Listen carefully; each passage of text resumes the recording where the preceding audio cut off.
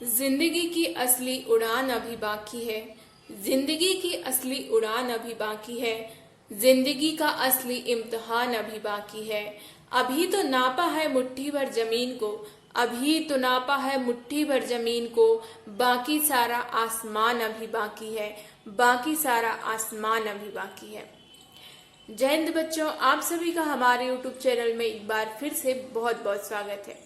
जैसा कि आप सभी को पता है कि यहाँ पर हम सॉल्व कर रहे हैं क्लास 10th की कंप्लीट मैथ्स हम यहाँ पर सॉल्व करने वाले हैं। तो आज हम एक्सरसाइज 4.2 का क्वेश्चन नंबर 3 और क्वेश्चन नंबर 6 यहाँ पर सॉल्व करेंगे।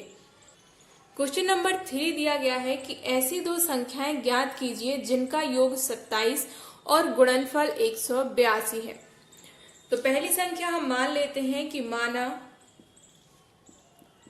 पहली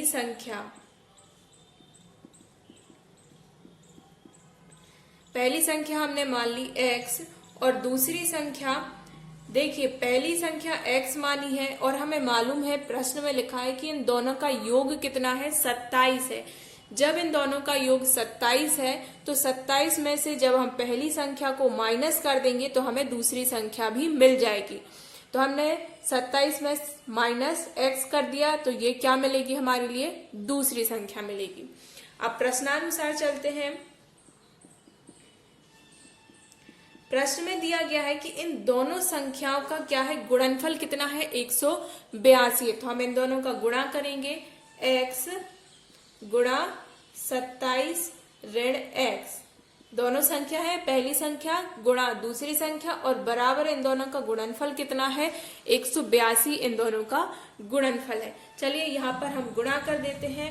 x का 27 से गुणा किया तो ये हो गया 27x माइनस x का स्क्वायर। ये 182 का पक्षांतर होके इस तरफ आया तो ये चिन्ह पलट गया तो हो गया ऋण 182 बराबर 0। यहाँ पर हम ऋण का दोनों पक्षों में गुणा कर देंगे ऋण ऋण का, ताकि जो x का वर्ग है ये हमें कैसा मिले, धनात्मक मिल जाए। बाकी अगर ऋणात्मक भी रहेगा तब भी कोई समस्या नहीं, पर देखने में अच्छा सा नहीं लग रहा है, इसलिए हम क्या करेंगे दोनों पक्षों में x का गुणा कर देंगे तो माइनस का मल्टीप्लाई कर देंगे तो यहाँ हो जाएगा ऋण 27x धन x का वर्ग धन 182 बराबर 0। इसको व्यवस्थित क्रम में जमा लेंगे जैसा कि जमाया जाता है द्विघात समीकरण को। पहले उच्चतम घात आती है, फिर क्रम में नीचे हम अचर पद की तरफ बढ़ते हैं। तो उच्चतम घात है x का वर्ग ऋण 27x और फिर आ गया अचर पद 182 बराबर 0। अब इसको हम गुणनखंडों में तोड़ लेंगे। हमारे लिए x की इस प्रकार तोड़ना है कि जोड़ना घटाने पर 27x आए, ऋण का 27x आए और गुणा करने पर हमें मिले 182 x का वर्ग। यानी कि ऐसी दो संख्याएं चाहिए हैं जिनका गुणा करने पर 182 x का वर्ग मिले और जोड़ने घटाने पर हमें उन दोनों संख्याओं को क्या मिले, 27x मिले। तो 13 और 14 ऐसी संख्याएं हैं जिनको जब हम जोड़ते हैं तो 27 मिलता है और गुणा करने पर हमें 182 मिलता है। 13 और 14 का जब आप गुणा करेंगे तो 182 मिलेगा। इसको हम गुणनखंड तोड़ने वाली विधि से हल कर रहे हैं। तो यहाँ पर इसको हम तोड़ लेते हैं, लिखेंगे x का वर्ग ऋण 14x ऋण 13x धन 182 बराबर 0। अब देखिए हमने ऋण का 14x और ऋण का 13x इसलिए लिया क्योंकि यहाँ पर जो 27x है ये है ऋण का। तो जोड़ना, जब इन दोनों संख्याओं का जोड़ना होगा तो क्या आएगा ऋण 27 और इन दोनों ऋण और ऋण का गुणा होगा तो धन के 182 x का वर्ग हमें मिल जाएगा। इस प्रकार के सवाल हमने पहले भी हल किए हैं। अब यहाँ से हम उभयनिष्ठ ले लेंगे। x हमने उभयनिष्ठ ले लिया यानी कि कॉमन ले लिया तो ये बचा x ऋण 14। इन दोनों में से हमने उभयनिष्ठ ले लिया x तो यहाँ पर क्या मिला x और ये बचा 14। यहाँ इन दोनों में से हम क्या कॉमन ले लेंगे, इन दोनों में से हमने कॉमन ले लिया माइनस का 13 तो यहाँ पर बचा x और ये बचा माइनस का 14 इक्वल टू 0। 182 में से हमने 13 बाहर निकाल लिया तो ऋण का क्या बचा, ऋण का 14 बचा।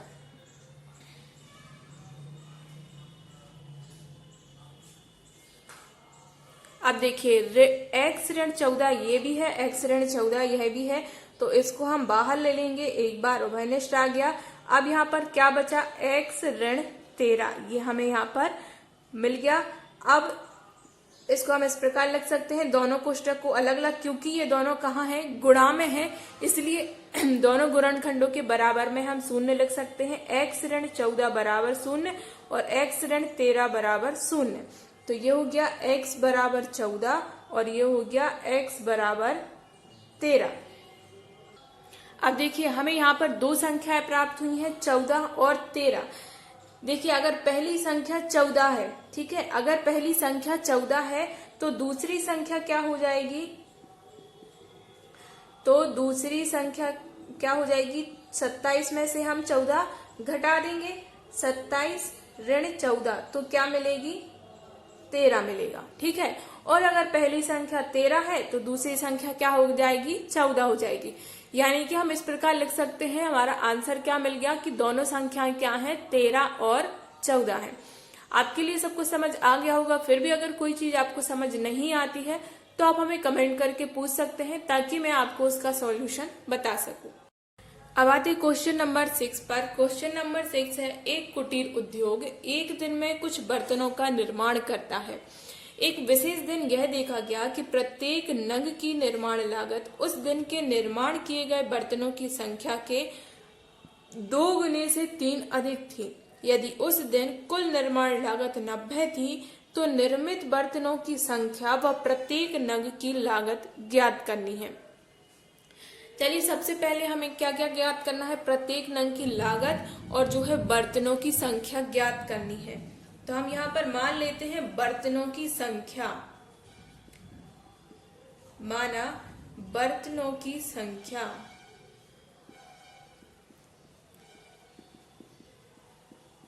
जो कि हमेशा की तरह हम x ही मानते हैं, तो यहाँ पर x मान लिया, बर्तनों की संख्या x है।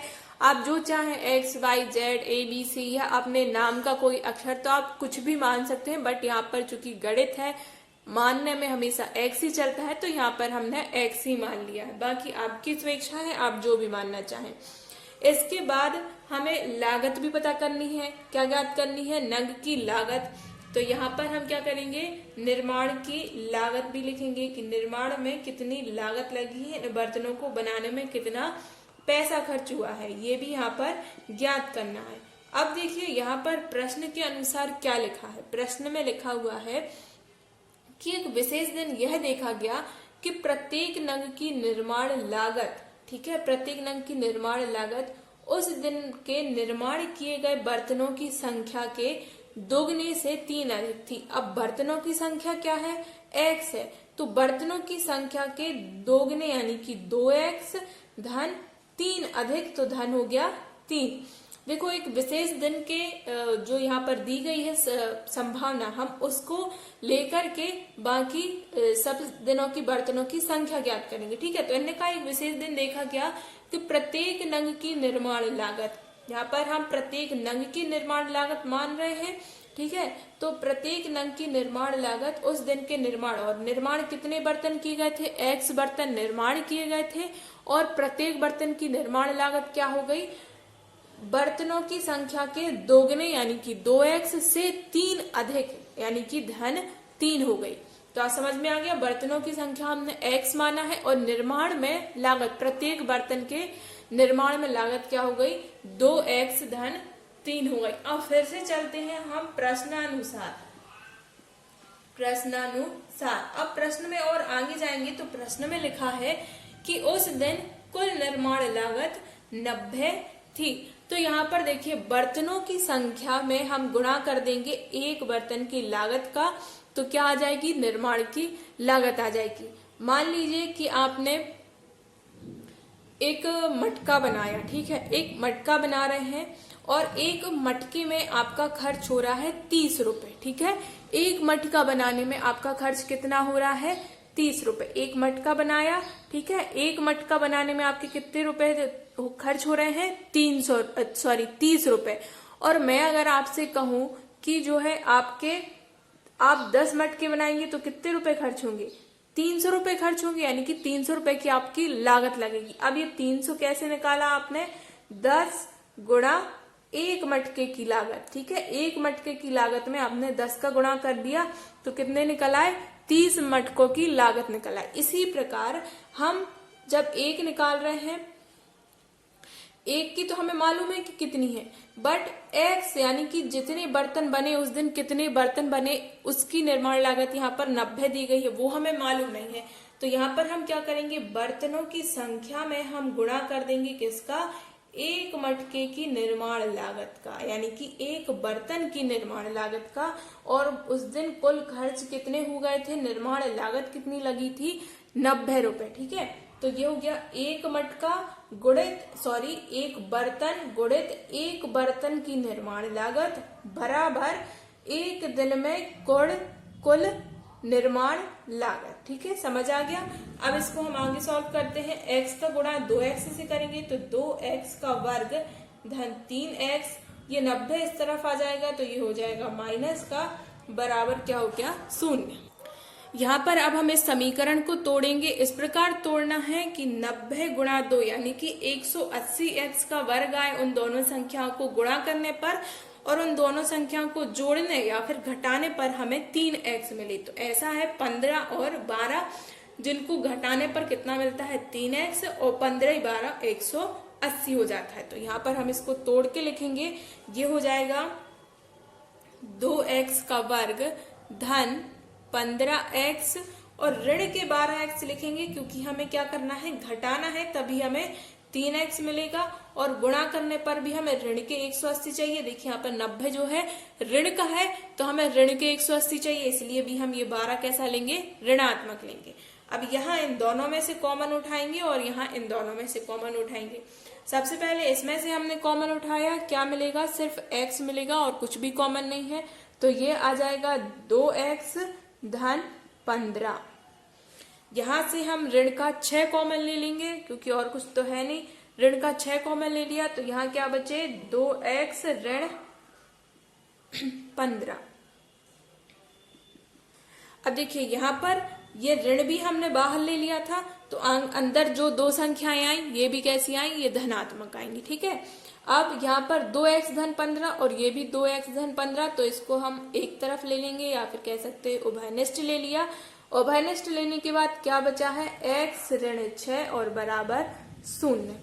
अब चूंकि ये दोनों समीकरण, दोनों कोष्टक क्या है, गुणा में है, इसलिए हम इन दोनों के बराबर में हम क्या लिख सकते हैं, 0 लिख सकते हैं। तो ये हो गया 2x धन 15 बराबर 0 और ये हो गया x ऋण 6 बराबर 0। इसका जब हम पक्षांतर करेंगे तो ये मिलेगा x बराबर ऋण 15/2 और ये मिलेगा x बराबर 6।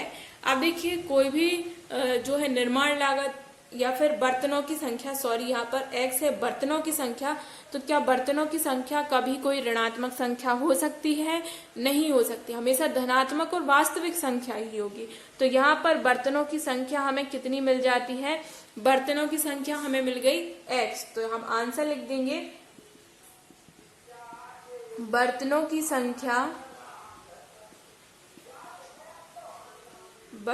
संख्या बराबर x बराबर कितनी मिल गई, 6। और एक बर्तन की निर्माण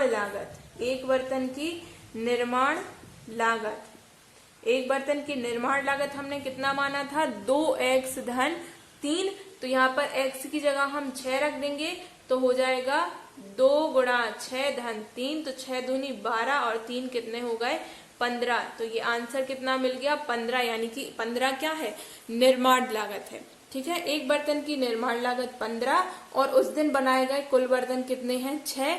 15 छक्के 90 जो उस दिन की कुल निर्माण लागत थी। आई होप आपके लिए समझ आ गया होगा। फिर भी अगर कोई चीज समझ नहीं आती तो आप कमेंट करके हमें पूछ सकते हैं। साथ ही साथ फ्रेंड्स, मैं इतनी मेहनत करती हूँ, कम से कम वीडियो को लाइक कर दिया कीजिए।